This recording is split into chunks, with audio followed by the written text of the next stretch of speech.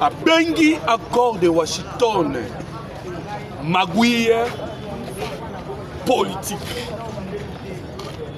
Paul Kagame a bengi l'accord de Washington une stratégie tactique soft power ya mokonzi mboka Félix Antoine Tshisekedi Tshilombo. Paola Witt,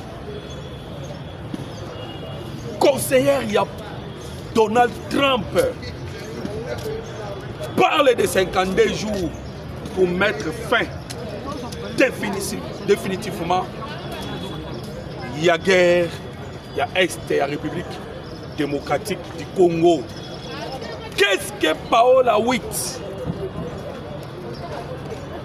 conseillère de Donald Trump, avait dit à Paul Kagame lorsqu'ils se sont rencontrés à Kigali? Les Mobondo arrêtés en cascade à Kingakati.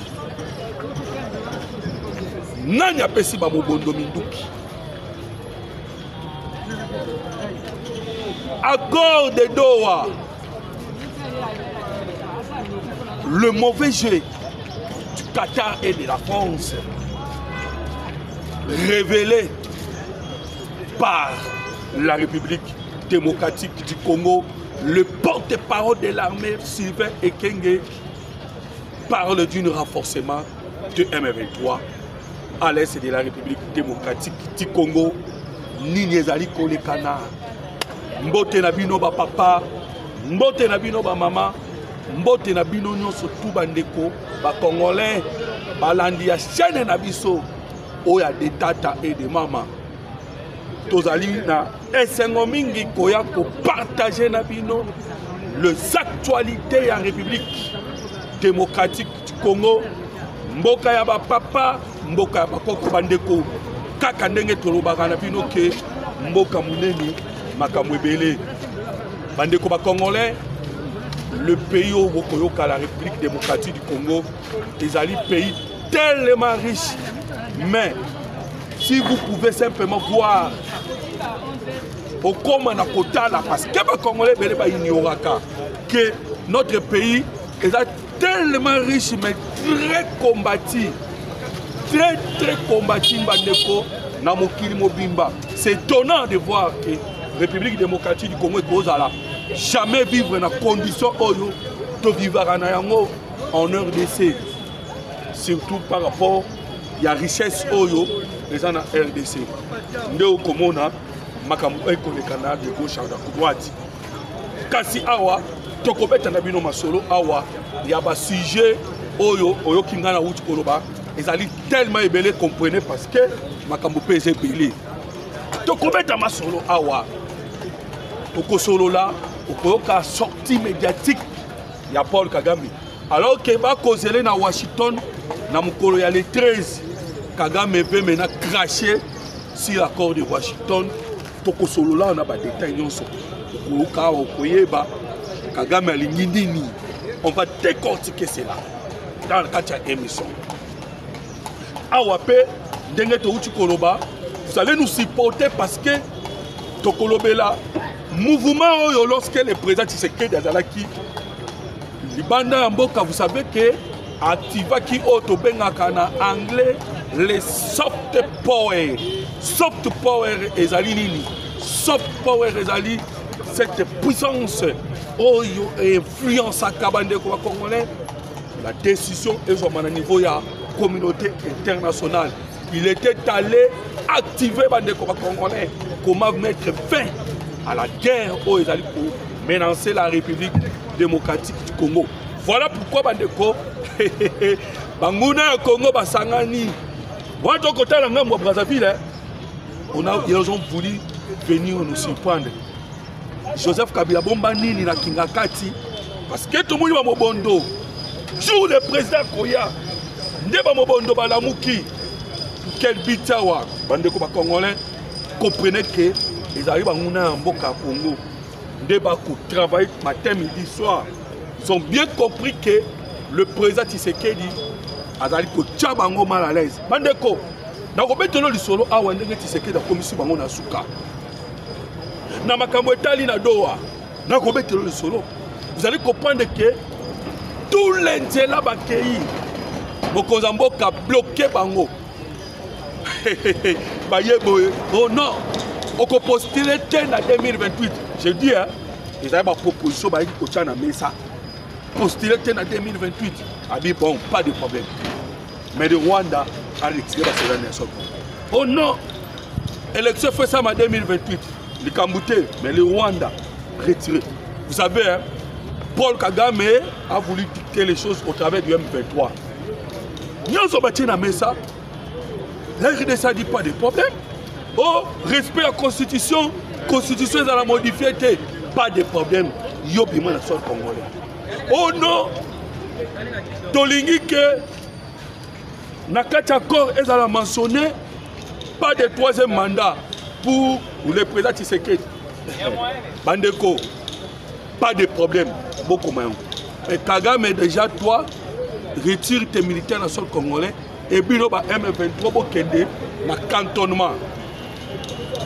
Voilà ce qui s'est passé à Doha. Et la RDC a tellement été en position, il y a retrait des militaires rwandais au sol congolais. Dans le retrait, il y a M23, il y a tout et démanteler toutes les administrations parallèles installées. Voilà la décision au la République démocratique du Congo. En d'autres termes, le respect de la résolution 2773. Coincé, moi je suis coincé. Et Kagame maintenant, parce qu'on attendait que Paul Kagame est coincé. Coincé par cette décision. Parce que, Mandeko, tellement il y a eu des experts, il y a eu les délégations des États-Unis d'Amérique, il y a tous les experts, il y a ONU, Mandeko, il y a droit de l'homme. Tout le monde, à niveau de la communauté internationale, ne gire que sur la paix au Sengeli et Kota, dans la République démocratique du Congo. Mandeko, chacun est bandelier, ils ont dit soft power. Il y a Mokonza Mboka, Félix Antoine Tshisekedi Tshilombo. Pas tout, Babi bon, président Dimaboui, Tondi Baboui, Tosala Boui, Toleka Boui. Kagame est bloqué avec toutes les propositions de la rébellion, sont venus avec plusieurs. Pas de problème. Nous, notre problème, c'est que le gouvernement congolais, le 14e accord avec Chamaki Mesa. Le gouvernement congolais a respect Yanini, respect ya rétablissement, il y a autorité de l'État dans la partie à Est RDC, ainsi que le respect de la résolution 2773. Coincé maintenant Kagame Azangi Moussala Osala. Dès le bimamora yo bimana média. Yoka Natangela yo déclaration que Paul Kagame sort, il sort de silence, il vient avec de bêtises. Et là qui a quelle occasion bande ko Congolais au Kagame ayenango. D'abord Kagame a Kolobanini et qui conférence à organiser qui na niveau ya Rwanda.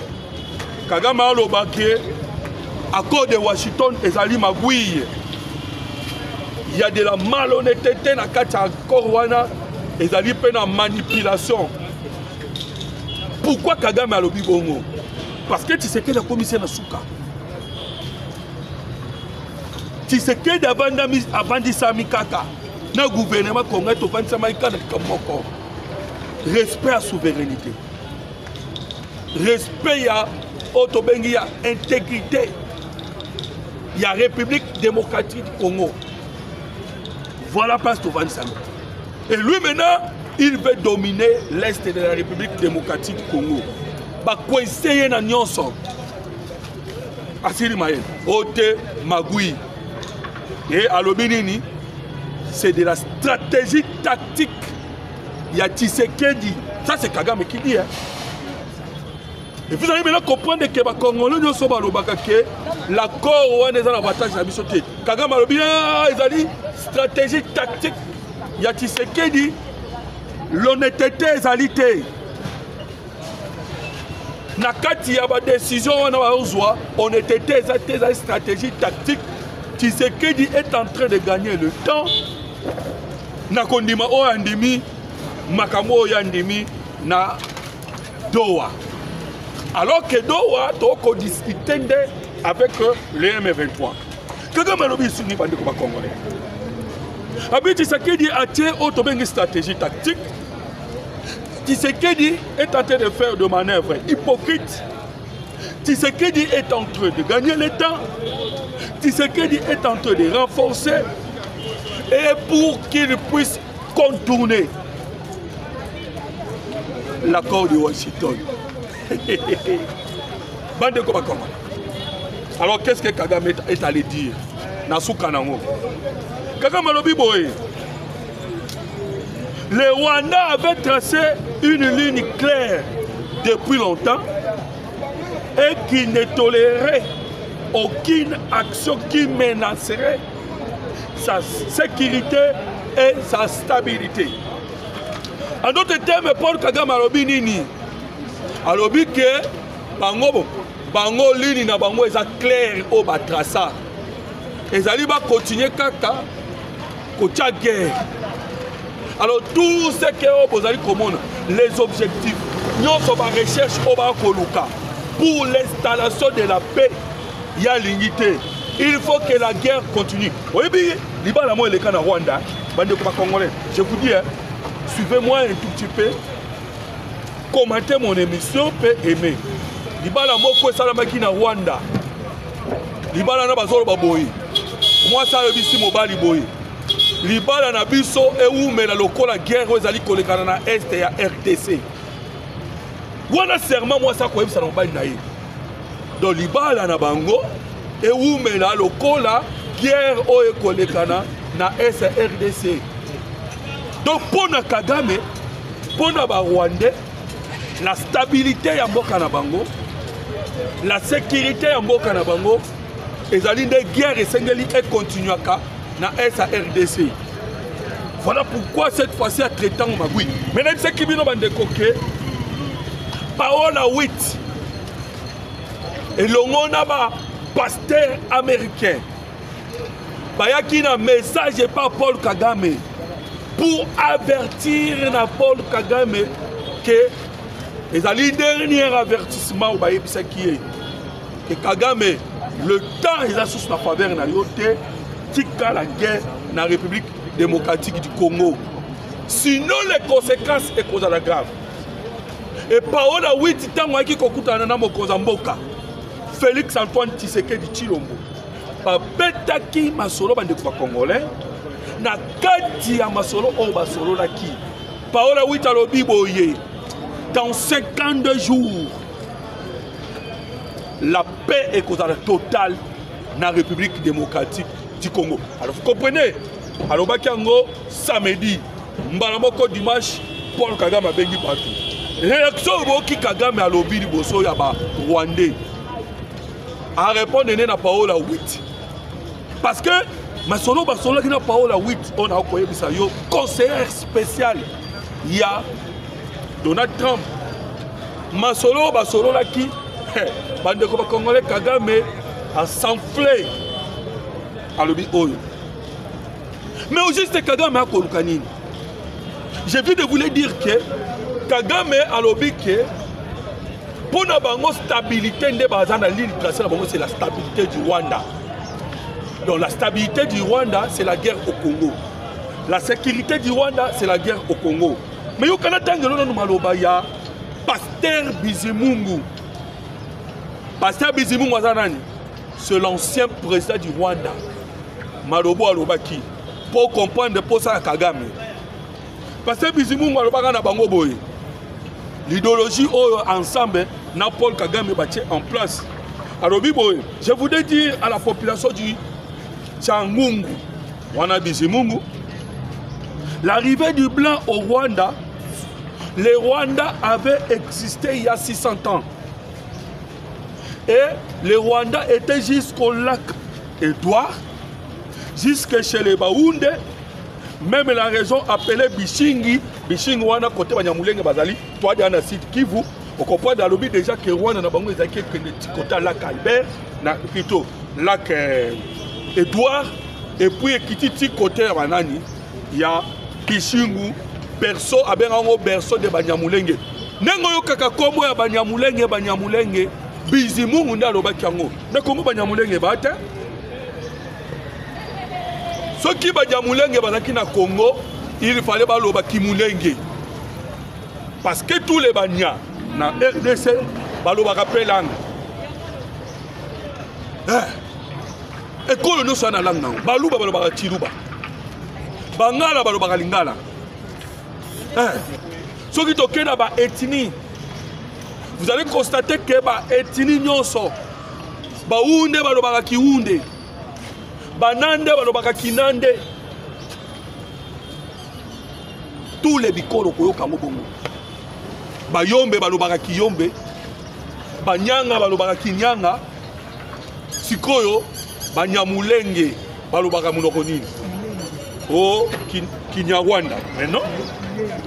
Vous êtes des réfugiés que nous avons reçus avec amour. Parce que les Congolais sont en bolingo. Vous êtes en guerre na Rwanda entre vous. Maintenant, vous voulez maintenant nous faire la guerre. Il y a un qui Kagame a lobby cause profonde. Cause profonde, il y a bakata biso mabele. Et à Obombango na moyen ebele.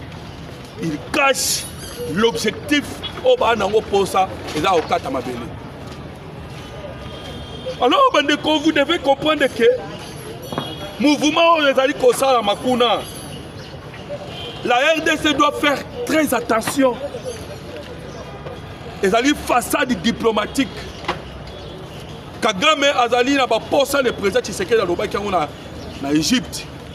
Kagame Azali n'a pas objectif il y a qu'à scinder le pays, il y a qu'à annexer la partie est ou bien il y a qu'à balkaniser.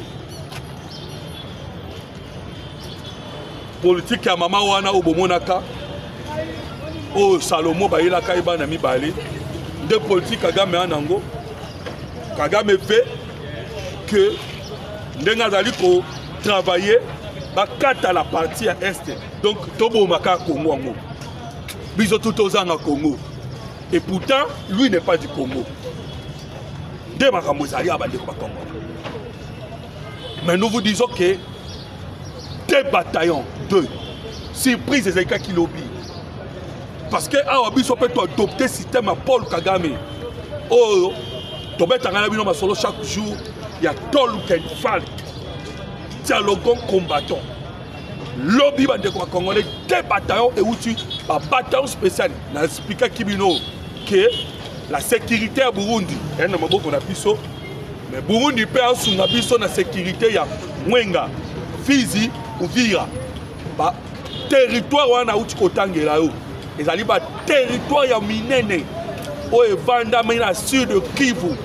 Ce sont de territoires oyo bande ko congolais bande ko Burundi ba tema ele na bango. Pourquoi? Parce que ezali directement pour intention la sécurité na bango. Voilà pourquoi lobby na niveau à lac Tanganyika ba bateau kota ki bande ko Kouta na Burundi, ma sekezate, milelo e ba ba Rwandais. Ok, na utotangelo pasteur Bizimungu na bango. Posa na bango tina minembo wana bazwa. Oh minembo to pesa bango na 1959. Eza ngomba. Batu bakima kigier, ba ko vanda na ngomba wana. Nde to ba ko vanda na nkasa. Batu bakima kigier, passe ba mona ka passe moko ngomba to chambo to vanda na awa anatanda so makambo sili. Na Rwanda tokozonga baboti ba tout ça et lelo oyo on les a réussi, c'est normal, c'est normal. Maintenant Kagame nga kechamboka wana anga cha pays wana. Voilà pourquoi bazui résistance il y a des gars ko sakanate awa maintenant bande ko Burundi bako sunga biso Evariste Ndayishimiye lobby raison mobimba ba Rwanda bande ko ba koti wana makelele contre Evariste Ndayishimiye parce que lobby bandeko oh bakotaki ezali des forces spéciales na haut plateau milelo tellement que le président Tshisekedi a fait stratégie bandeko mususu o tobengi ya Banyamulenge conscient parce que dans chaque peuple le manipulé sont là baza conscient bazali bandeko koto uti kobenga o bayaki na Mulenge o lelo yo bazali batuti basala pe o ya bango ekiri toro ba o ya bango force bayaki pe ko adhérer na ba o tobengi na ba wazalendo ndeko mo ba na moloto faut faire attention hein bato wana ti bazo ya boye omoni te ke ba ko infiltrer ba non bandeko wana na ebisi yo baza pe ba wazalendo me batuti komo na bango Gimino bango pe baza na Minembwe kuna Gimino wana bandeko lobby moi mouvement moi esalamaki lokola bandeko ba wazalendo bazaka na système ya lisu likola lisu bakangaki bango mais après avoir vérification atali que non madame même na RDC antiki vous savez quoi bandeko wana pe ba betaka ba Rwandais ya ba M23 vous savez Rwandais ba M23 basala ngani bango bayaka sikoyo te toi tuti bakoya en civil robiki tuti loka kuna pe balobaka Kinyarwanda na bakoti basinfiltre lobi nango babimisi minduki aza Rwandais ma mibengi mbala moko congolais yanga congolais Munyamulenge naza na boyi voilà pourquoi na ebi tukoye biso ke bandeko ba wazalendo ya Sud Kivu lisu kwa lisu na bandeko na biso Burundi.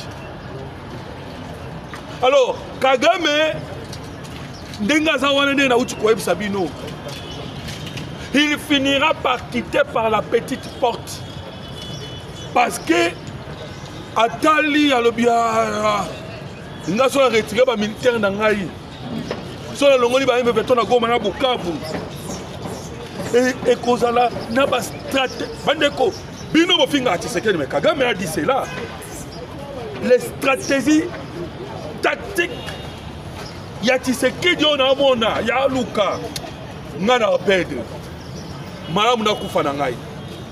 Mais de toutes les façons, la date prévue est à qui Mokolo le 13.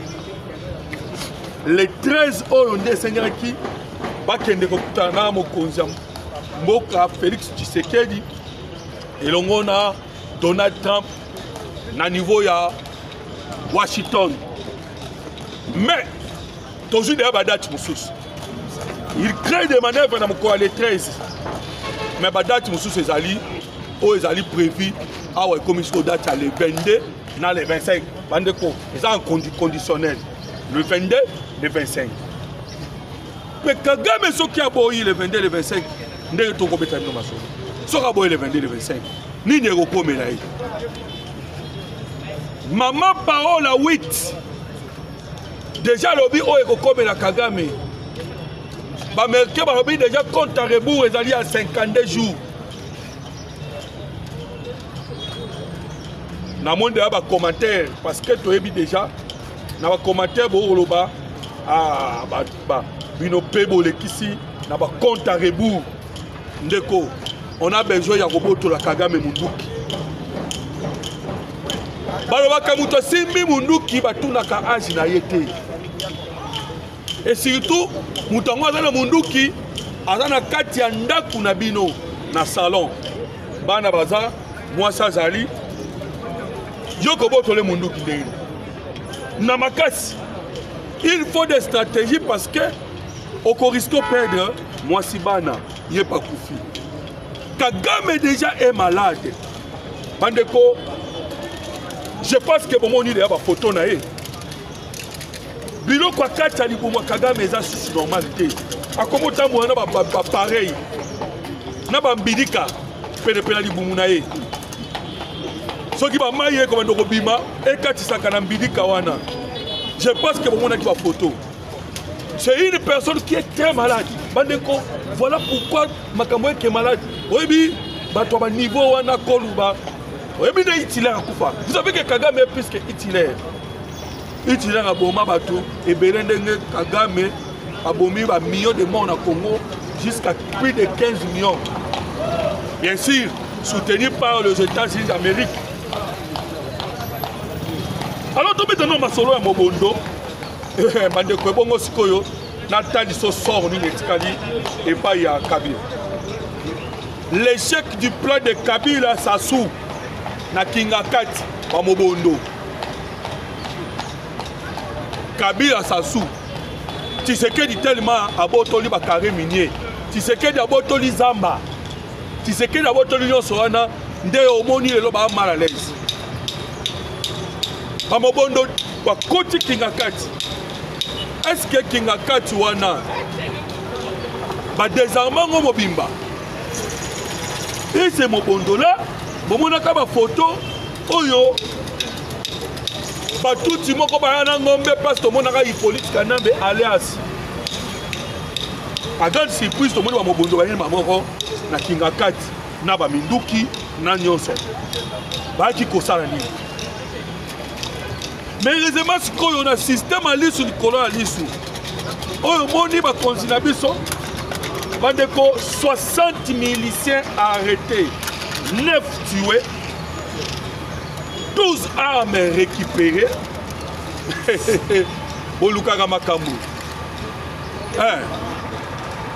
Alors, tu sais que des gens tout le monde a semblant, tout le monde bien, a semblant. Watoko bana vie Sassou. Parce que on est collé kuna, toyebi bien. Toyebi bien ce qui se passe là-bas. Mais tu sais que dans ça la semblant. À ça la semblant bande ba Congo. Malgré l'attaque non soana, lui il est en train de observer. Mais à un moment opportun, beaucoup de monde en action. Déjà Zahir Yakala, ou le RDC, ils ont dit qu'ils ont malembe ndenge oyo ezalaka. Alors c'est pour dire que tous les plans au bazali ko préparer na objectif ya ko bloquer la République démocratique du Congo ou bien ko atteindre la vie à Mokozamboka et ko réussir. Nyo surtout ko koya na mai. Alors bende ko ba congolais na uti ko ebisa na bino ke Kagame lelo so qui a changé langage. Oboyo qui a commis ko changer à ça ba tentative et ça pour na makambo de kana ki na dowa. Na dowa ba yaki na ba formule na kasi boki lukuta moko bimaki wana.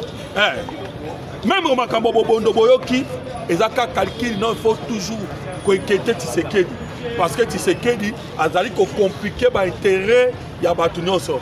Na dowa pe ba yaki na calcul ndenge na uti ko yebisa yo wana. Calcul ba yaki na dowa ezaki nini? Ba yaki na position ba mekana no ba biloko yo ba 1 plus 1, 1 plus 1. Babiloko ba 1 misa tobo moni. 1 plus 1 plus 1. Ils ont un mensonge. Ils ont un mentir. 1 plus 1 plus 1 wana. Il a dit président plus vice-président plus premier ministre. Président Tshisekedi, Dr Gozwa, premier ministre. Aouta, to banano vice-président Aouta pas M23. Bande ko biloko wana nyonso tout. Et en direct. Biloko wana ezaki balayé.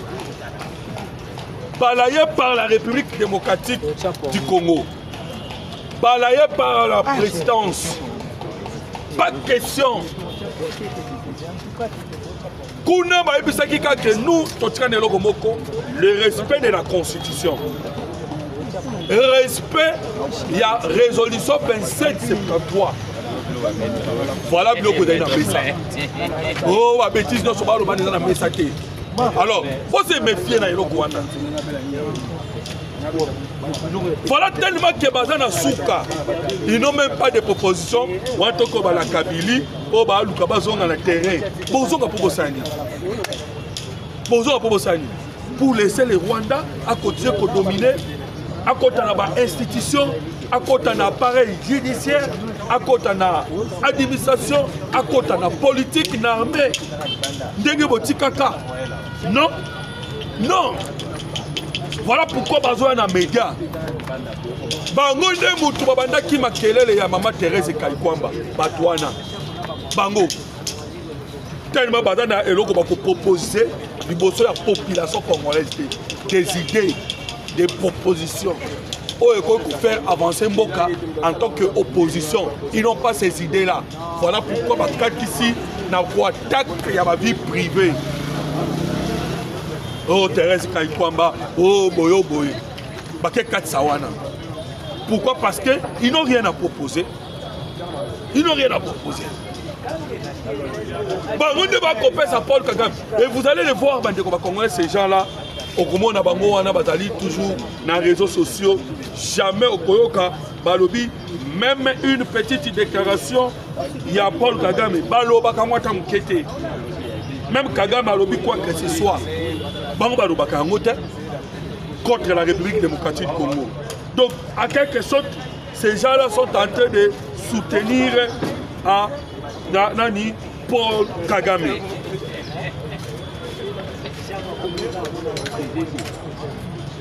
Baza maintenant au bout, na Kagame na Bango. Ils n'ont plus encore de stratégie à mettre sur place. Pour le développement de la République démocratique du Congo. Stratégie exatée. Tellement que Tshisekedi les a bloqués partout. A bloqué la diplomatie. Deko, je vous le dis, Bandeko Congolais, je vous dis que le président Tshisekedi, dans la diplomatie, soit ils ont le colon à un moment où tout le monde français va voir ça. Ils ont une diplomatie pastorale. Diplomatie pastorale. Oh, ils ont au-dessus de tout. Il y a un Zambé, un pasteur. On va mettre Kagame Kao. Au Roman, on a Virginie. Aux États-Unis d'Amérique. Qu'on a dépassé ma campagne. Alors, tellement que cette diplomatie pastorale est activée. Il y a un soft power. Maintenant, il y a un pasteur. Très beaucoup de gens qui m'ont dit. Alors, la pression va toujours continuer envers Paul Kagame. Si Souka Kagame a obligé à céder. Kagame a cédé. Voilà ça fait. Ils ont tenté de piéger Tshisekedi. Ils ont piégé Mike. Tshisekedi a sauté.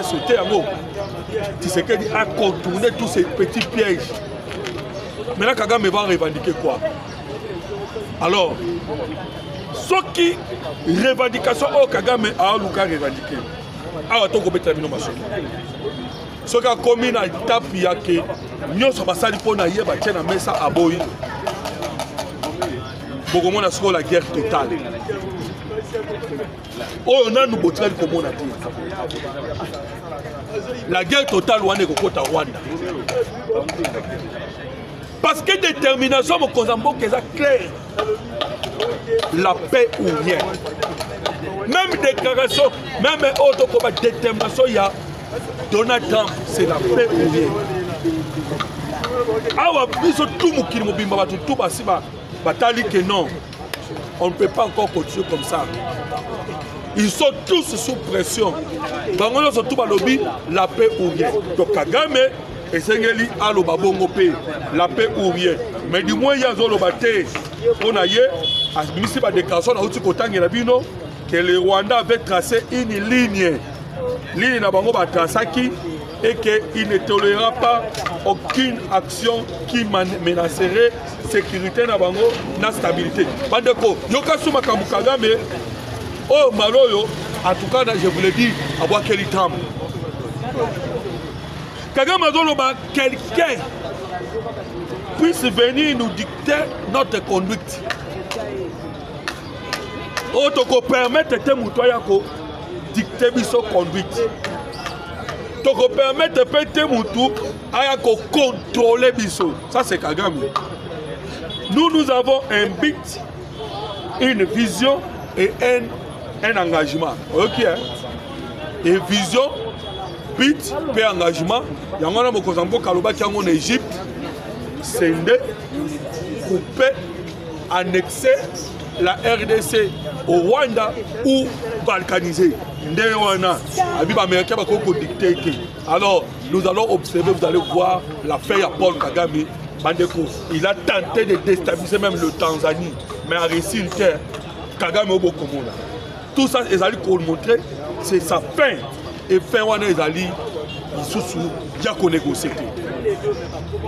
Alors, Bandeko, voilà pourquoi Toloba qui tombe Tarabino Masolo, Yamboka Kongo, Mboka Nabino, Mboka Nabiso. Tchelanga, jamais commenter mon émission partout. Numéro d'habitation téléphone sur le plus 243 89 40 330 80. Aimez l'émission et partagez. Merci beaucoup à vous tous. Que Dieu vous bénisse. Que Dieu te bénisse.